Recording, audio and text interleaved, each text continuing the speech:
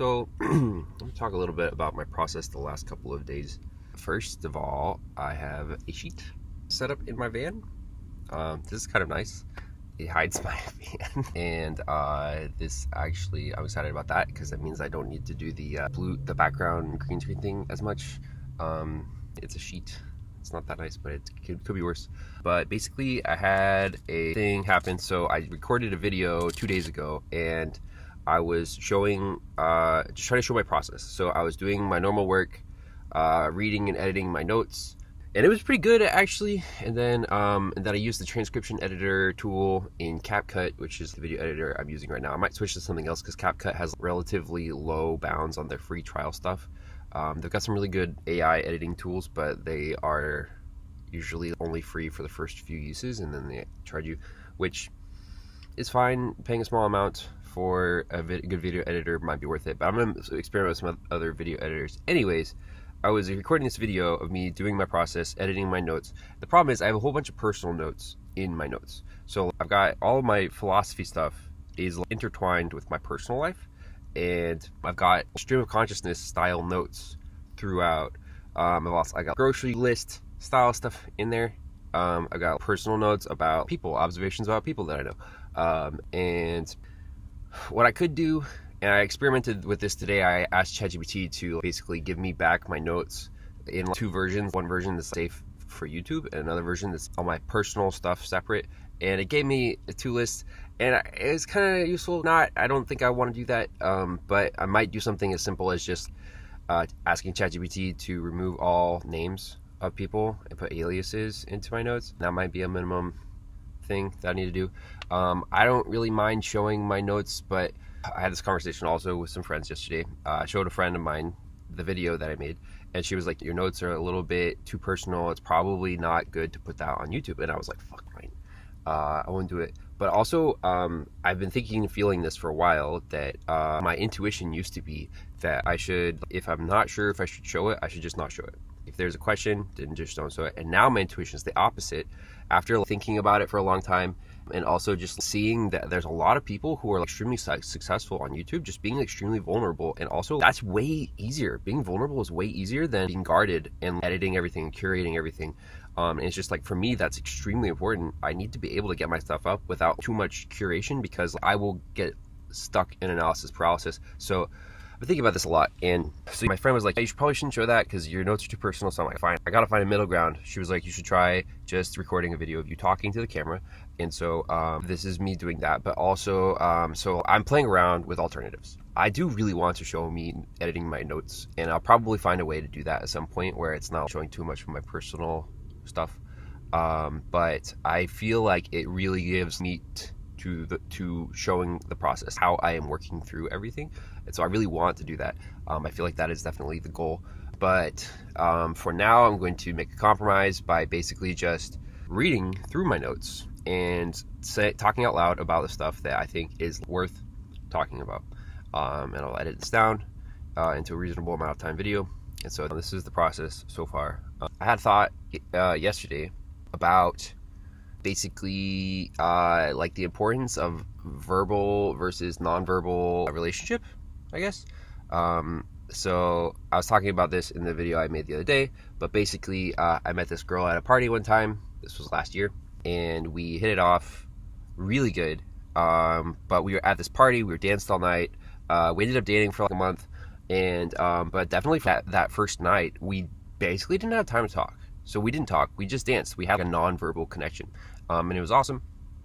But also it's got me thinking a lot about the importance of non-verbal connections versus verbal connections, and how to talk about that, how to think about that. I definitely feel like there is a rule where, because one of the rules definitely seems to be that non-verbal communication is inherently more important. People communicate their actual truth, or what is much more likely to be their actual truth non-verbally than they do with their words. And so if they're saying something with their mouth, but they're doing something else, they're indicating something else with their body, you should probably take what they're doing with their body at face value and discard, or at least deprioritize what they're saying with their mouth. Not totally, obviously, but that's definitely seems like a rule that is generally true, that nonverbal communication is more fundamental. But I am not sure that that is the same, that is also true for nonverbal relationships.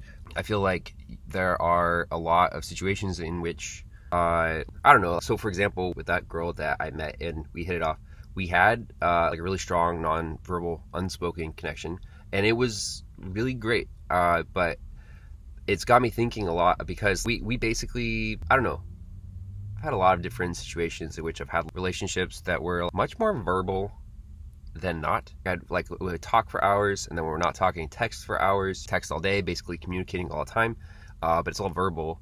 But also the nonverbal stuff in person is also on point. It's just that, like, I've never had a relationship where if it's nonverbal connection but also not really very much verbal connection to speak of, I've never had anything like that last, and I also don't really feel like that is normal. Anyway, so that's what I was thinking about. That was the thing I was thinking about. Something else I was thinking about a lot is basically shallow interactions and deep.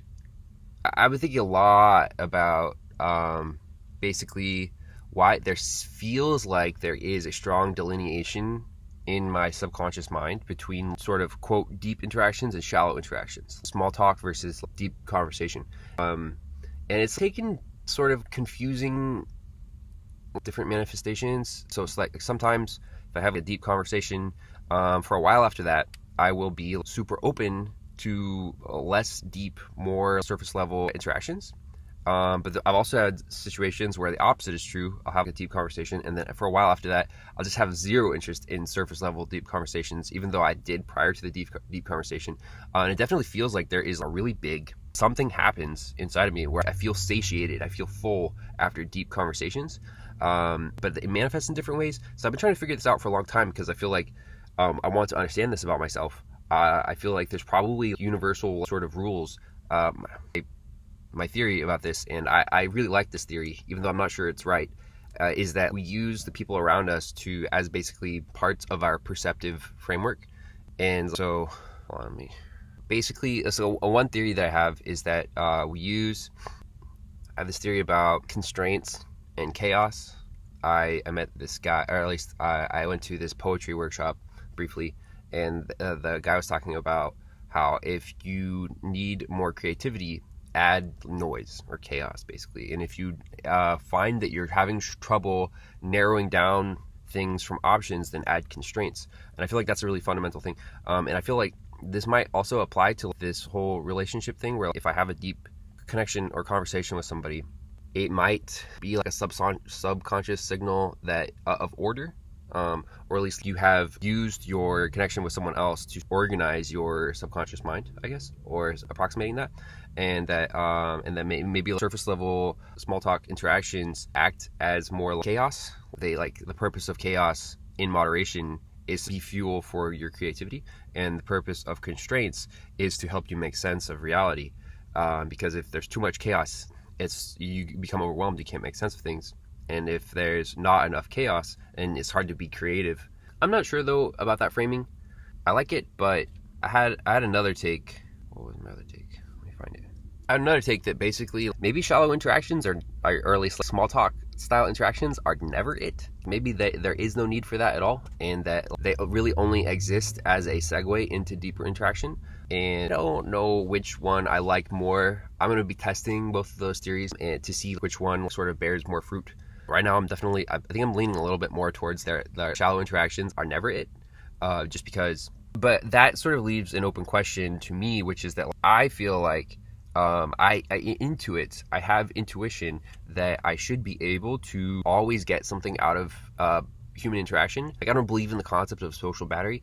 And I think that it's just the way I approach the social interaction is key. It's not the fact that I have social battery, it's that I'm approaching the interaction in a way that is not meeting my current needs. And so if I have no desire for shallow interaction, small talk, then I just need to approach it differently. And that's my main supposition. And so that second theory, while it sort of makes more sense on the face of it, it does not give me a lead as for what do I do with myself if the deep interaction, it's the only thing that really matters.